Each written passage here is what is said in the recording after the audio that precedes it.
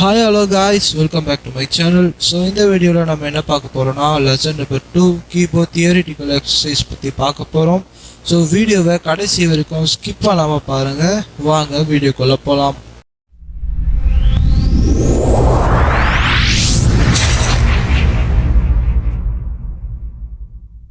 So கீபோர்டுக்கு practical சைடும் இருக்குது, அதே நேரத்தில் தியரி சைடும் இருக்குது.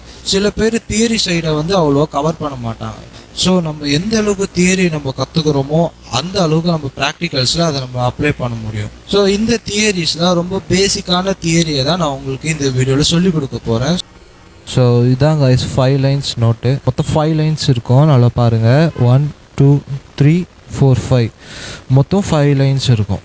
ஸோ இந்த 5 லைன்ஸ்குள்ளே தான் நான் பேசிக் தியரி நோட்ஸ்லாம் உங்களுக்கு சொல்லிக் கொடுக்க போகிறேன். அதுக்கு முன்னாடி இந்த சிம்பிளை நீங்கள் நிறையா வாட்டி பார்த்துருப்பீங்க.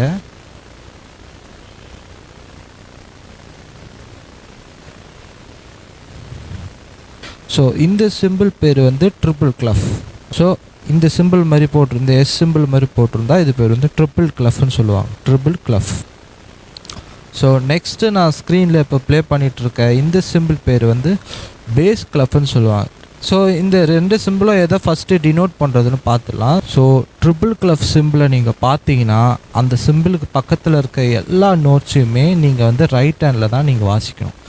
அதேமாதிரி பேஸ் கிளஃப் சிம்பிளை நீங்கள் எங்கே பார்த்தீங்களோ அதுக்கு பக்கத்தில் இருக்க எல்லா நோட்ஸுமே நீங்கள் லெஃப்ட் ஹேண்டில் ப்ளே பண்ணணும். ஸோ இதை ரைட் ஹேண்டில் ப்ளே பண்ணணும், இந்த நோட்டு லெஃப்ட் ஹேண்டில் ப்ளே பண்ணணும்னு சொல்லிட்டு டினோட் பண்ணுறது என்னென்னா இந்த ட்ரிபிள் கிளஃபும் பேஸ் கிளஃபும் தான்.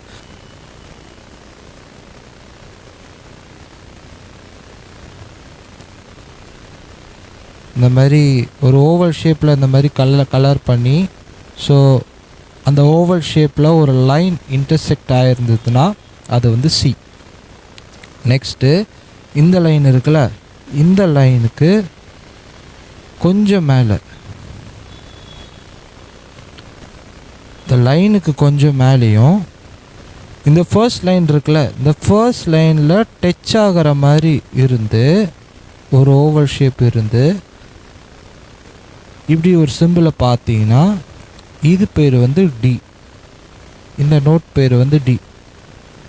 சீனா இந்த மாதிரி ஓவல் ஷேப்பில் ஒரு லைன் இன்டர்செக்ட் ஆகிருக்கும், அது சி.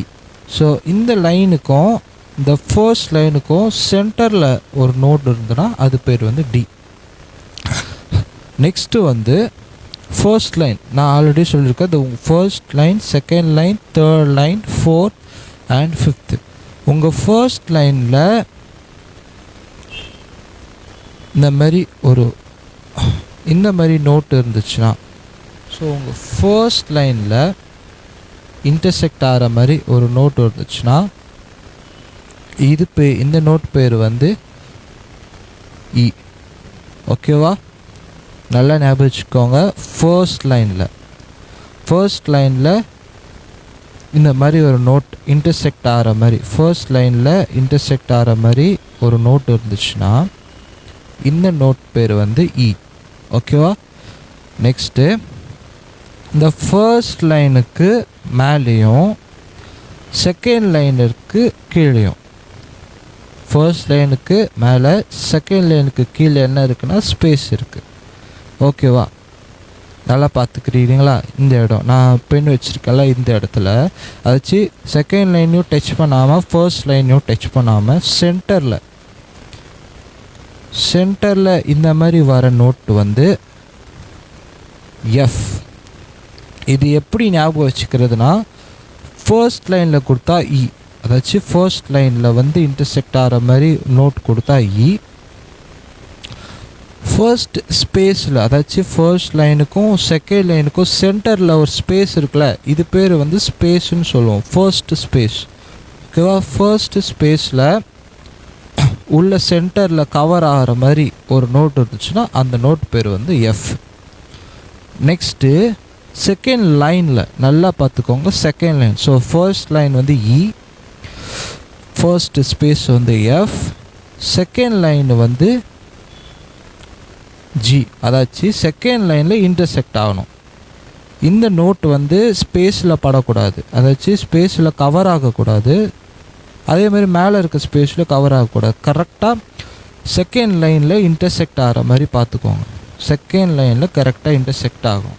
இந்த மாதிரி ஆயிடுச்சுன்னா செகண்ட் லைனில் நோட் பார்த்தீங்கன்னா அந்த நோட் பேர் வந்து ஜி. இது புரிஞ்சிக்க கொஞ்சம் கஷ்டமாக இருக்கும். நான் ஒரு ஈஸியான மெத்தட் அப்புறமா நான் உங்களுக்கு சொல்லித்தரேன். ஸோ நல்லா கேர்ஃபுல்லாக வாட்ச் பண்ணுங்கள். நெக்ஸ்ட்டு இந்த செகண்ட் லைனுக்கு மேலேயும் தேர்ட் லைனுக்கு கீழேயும் செகண்ட் லைன் இருக்குல்ல, இந்த செகண்ட் லைனுக்கு மேலே தேர்ட் லைனுக்கு கீழே இந்த பாயிண்டில்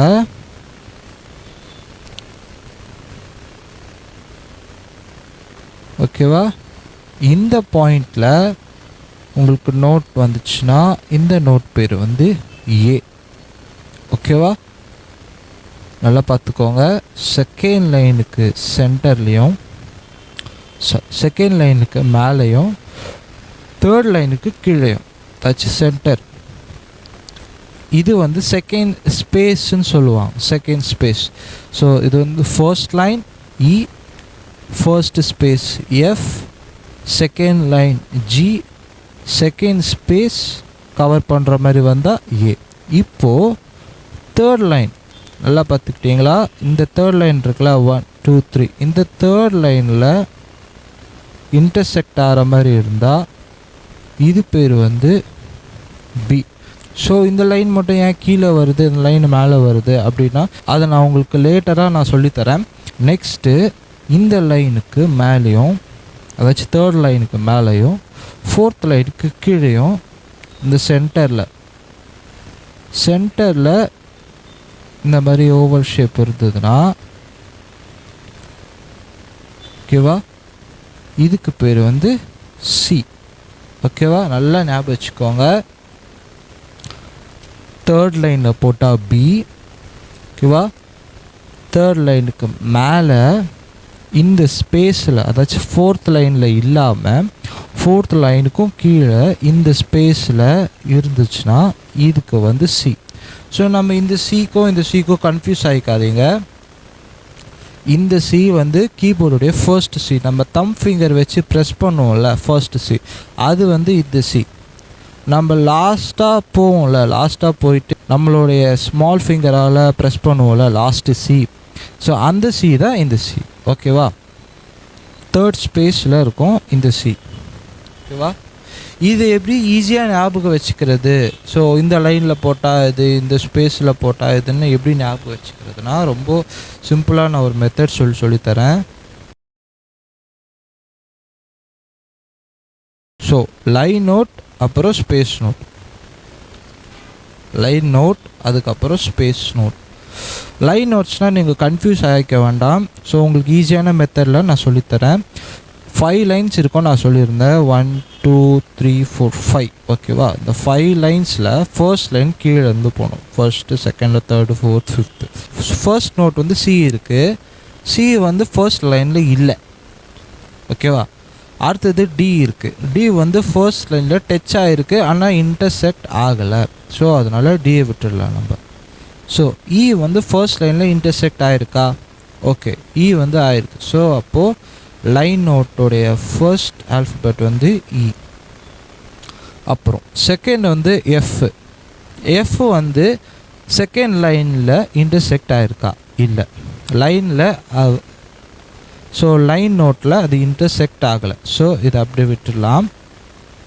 இப்போது ஜி பார்க்கலாம்.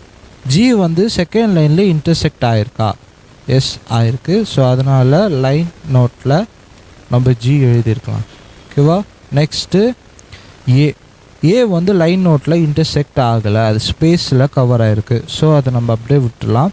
ஸோ பி வந்து தேர்ட் லைனில் இன்டர்செக்ட் ஆகிருக்கு, அதனால் லைன் நோட்டில் நம்ம பி எழுதிக்கலாம். சி வந்து ஆகலை, ஸ்பேஸில் இருக்குது. ஸோ இவ்வளோ தான் லைன் நோட்னா. ஸோ ஃபர்ஸ்ட் லைனில் இருக்குது, ஃபர்ஸ்ட் லைனில் இருந்தால் இ, செகண்ட் லைனில் இருந்தால் ஜி, தேர்ட் லைனில் இருந்தால் பி. அதே மாதிரி ஸ்பேஸ் நோட்டுக்கும் பார்க்கலாம். சின்றது இல்லை, டின்றது ஸ்பேஸில் இல்லை. ஸோ இ வந்து லைனில் இருக்குது. அடுத்தது எஃப் வந்து லைனில் இருக்கா ஸ்பேஸில் இருக்கான்னு பார்க்கணும். இந்த லைனுக்கும் சென்டரில் இருக்க தான் ஸ்பேஸ். ஸோ எஃப் வந்து ஸ்பேஸில் இருக்கா, ஸோ அதனால் எஃப் வந்து ஸ்பேஸ் நோட். நெக்ஸ்ட்டு ஜி இருக்கா, ஜி வந்து லைனில் இருக்குது. ஸோ ஏ இருக்கா, ஏ வந்து ஸ்பேஸில் இருக்குது. ஸோ ஏ. நெக்ஸ்ட்டு பி இருக்கா, பி வந்து லைனில் இருக்குது. ஸோ அதனால் லைனில் போட்டுட்டோம். ஸோ சி வந்து லைனில் இருக்கா, இல்லை ஸ்பேஸில் இருக்குது. ஸோ அதனால் ஸ்பேஸ் நோட். ஸோ எஃப் வந்து ஃபர்ஸ்ட் ஸ்பேஸ், ஜி வந்து லைனில் இருக்குது. ஸோ ஏ வந்து செகண்ட் ஸ்பேஸ், ஃபர்ஸ்ட் ஸ்பேஸ், அப்புறம் second space. So second space போட்டுக்கலாம். சி வந்து தேர்ட், சி வந்து தேர்ட் ஸ்பேஸ். ஸோ சி வந்து தேர்ட் ஸ்பேஸ். இந்த சி தான் உங்களுக்கு கன்ஃபியூஷனாக இருக்கும், நல்லா பார்த்துக்கோங்க. இந்த சி ஓகேவா, இந்த ஸ்லாஷ் போட்டிருந்தா இந்த சி, அப்புறம் D, E, first line E, first space F, second line G, second space A, அப்புறம் third line B, third space C. So மேலே கொடுத்துருக்க இந்த நோட்ஸ்லாம் நீங்கள் பார்த்துருப்பீங்க. ஸோ இது வேறு எதுவுமே கிடையாது. நம்ம செகண்ட் பார்ட்டில் ஃபிங்கரிங் எக்ஸசைஸ் போனோம், ஞாபகம் இருக்கா? ஸோ இந்த சிலேருந்து இந்த சி வரைக்கும் போனோமே, இந்த நோட்ஸ் தான் நான் வந்து தியரியாக நான் அந்த மாதிரி எழுதி கொடுத்துருக்கேன் மேலே. ஸோ நான் ஆரம்பத்திலே சொல்லியிருக்கேன், அந்த சிம்பிள் அந்த நோட்டுக்கு ஸ்லாஷ் மாதிரி போட்டால் அது வந்து சி. ஸோ ஃபஸ்ட் நோட்டு வந்து நம்மளுக்கு என்ன இருக்குன்னா சி. அதே மாதிரி ஃபர்ஸ்ட் ஃபிங்கரில் சி இருக்குது, நான் சி வாசிக்கிறேன். செகண்ட் நோட் என்ன இருக்குது அப்படின்னா சிக்கு கொஞ்சம் மேலே இருக்குது, சிக்கு கொஞ்சம் மேலேயும் ஃபர்ஸ்ட் லைனுக்கு தொடுற மாதிரி இருக்கிறதுனால ஸோ அது வந்து டி. ஸோ நெக்ஸ்ட் நோட் வந்து டி. அடுத்த நோட் வந்து நம்மளுக்கு ஃபர்ஸ்ட் லைனில் கொடுத்துருக்கு. ஃபர்ஸ்ட் லைனில் கொடுத்துருந்தா நான் என்ன சொல்லியிருந்தேன், இ சொல்லியிருந்தேன், லைன் நோட். ஸோ ஃபர்ஸ்ட் லைனில் கொடுத்துருந்தா அது வந்து இ. ஸோ லைன் நோட்ஸ் நல்லா நீங்கள் ஞாபகம் வச்சுக்கோங்க. ஃபர்ஸ்ட் லைனில் கொடுத்துருந்தா இ. ஸோ நான் வந்து இ பிடிக்கிறேன். அடுத்த நோட் என்ன இருக்குது அப்படின்னா அந்த ஃபர்ஸ்ட் லைனுக்கு கொஞ்சம் மேலே, செகண்ட் லைனுக்கு சென்டரில் இருக்குது. ஸோ ஃபர்ஸ்ட் ஸ்பேஸில் இருக்குது. ஸ்பேஸ் நோட்டை ஞாபகம் வச்சுக்க சொல்லியிருந்தாங்க. ஸோ ஸ்பேஸ் நோட்டுக்கு ஃபர்ஸ்ட் ஸ்பேஸில் இருக்குது. ஸோ அது வந்து எஃப். ஃபர்ஸ்ட் ஸ்பேஸில் இருந்தால் எஃப். நெக்ஸ்ட் அதுக்கப்புறம் செகண்ட் லைனில் இருக்குது பாருங்கள். செகண்ட் லைனில் எஃப்க்கு மேலே இருக்குது, எஃப்க்கு மேலே இருக்குது. செகண்ட் லைனில் இருக்கிறதுனா என்ன சொல்லியிருக்கேன், ஜி. ஸோ செகண்ட் லைனில் இருந்தால் ஜி. அதுக்கப்புறம் ஜிக்கு அடுத்த நோட் வந்து செகண்ட் ஸ்பேஸில் இருக்குது. செகண்ட் ஸ்பேஸில் இருந்தால் ஏ. அதுக்கப்புறம் தேர்ட் லைனில் இருந்தால் பி. தேர்ட் ஸ்பேஸில் இருந்தால் சி. ஸோ நீங்கள் ஸ்பேஸ் நோட்டும் லைன் நோட்டும் ஞாபகம் வச்சுக்கிட்டாலே போதும். எந்த லைனில் வந்து எந்த கீ வரும், எந்த நோட் வரும், அதுக்கப்புறம் எந்த ஸ்பேஸில் வந்து எந்த நோட் வரும், அதுக்கேற்ற மாதிரி நம்ம கீ எப்படி ப்ரெஸ் பண்ணுறது, இது மட்டும் ஞாபகம் வச்சுக்கிட்டா போதும். ரொம்ப உங்களுக்கு ஈஸியாக இருக்கும். இதுதான் ரொம்ப பேசிக்கலான தியரி. ஸோ இது நீங்கள் கற்றுக்கிட்டீங்கன்னா போதும். ஸோ சி எங்கே இருக்குது, டி எங்கே இருக்குது, சி எந்த மாதிரி இருக்கும், ஸோ இங்கே ஒரு சி இருக்குது, ஸோ இந்த சீனா நம்ம இந்த சி பிடிக்கணும். அதே மாதிரி லாஸ்ட் சீனா தேர்ட் ஸ்பேஸில் கொடுத்துருக்கலாம். ஸோ அந்த மாதிரி தேர்ட் ஸ்பேஸில் சி கொடுத்தா நம்ம இந்த சி பிடிக்கணும்.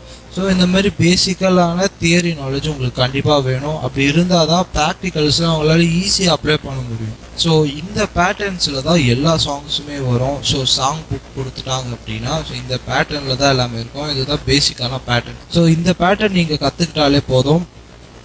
ஒரு சாங்கை வந்து ஃபுல்லாக இந்த பேட்டர்னில் வந்துச்சுன்னா அதை பார்த்து நீங்கள் அப்படியே நீங்கள் ப்ளே பண்ணலாம். ஸோ இந்த வீடியோ உங்களுக்கு யூஸ்ஃபுல்லாக இருந்துச்சுன்னா மறக்காமல் லைக் பண்ணுங்கள். புதுசாக வந்தவங்க சப்ஸ்கிரைப் பண்ணுங்கள், மற்றவங்களுக்கும் ஷேர் பண்ணுங்கள். ஸோ நம்ம நெக்ஸ்ட் வீடியோவில் சந்திப்போம். தேங்க்ஸ் ஃபார் வாட்சிங். பாய்.